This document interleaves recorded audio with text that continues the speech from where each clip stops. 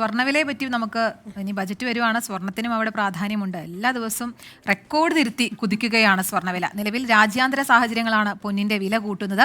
ശനിയാഴ്ച കേന്ദ്ര ബജറ്റ് പ്രഖ്യാപനത്തിന് ശേഷം വില കൂടുമോ നോക്കാം. കനകമണിയുന്നത് കനവുകളിൽ മാത്രമോ എന്ന് സാധാരണക്കാർ ചോദിക്കാൻ തുടങ്ങിയിട്ട് കുറയായി. ട്രംപിന്റെ ഇറക്കുമതി തീരുവ സംബന്ധിച്ച നയം വരുത്തിയ അനിശ്ചിതത്വവും രാജ്യാന്തര സംഘർഷങ്ങളുമാണ് നിലവിൽ സ്വർണ്ണവില ഉയരാൻ കാരണം. ട്രംപ് ചതിച്ചാശാനെ എന്ന് പറഞ്ഞിടത്ത് ബജറ്റ് ചതിച്ചാശാനെ എന്ന് പറയേണ്ടി വരുമോ എന്നാണ് ഇപ്പോൾ ചോദ്യമുയരുന്നത്.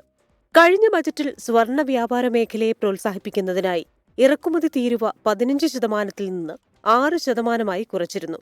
ഇതോടെ ആഭ്യന്തര വില ഗണ്യമായി കുറയുകയും ഇറക്കുമതി കൂടുകയും ചെയ്തു. ആഭരണ കയറ്റുമതിയാകട്ടെ കുത്തനെ കുറഞ്ഞു. 2014 ഓഗസ്റ്റിൽ സ്വർണ്ണ ഇറക്കുമതി 104% കൂടി $10.06 ബില്യൺ എന്നാൽ ആഭരണ കയറ്റുമതി 23% ഇടിഞ്ഞ് $1.99 ബില്യൺ കുറഞ്ഞു. അങ്ങനെ കമ്മി കൂടി.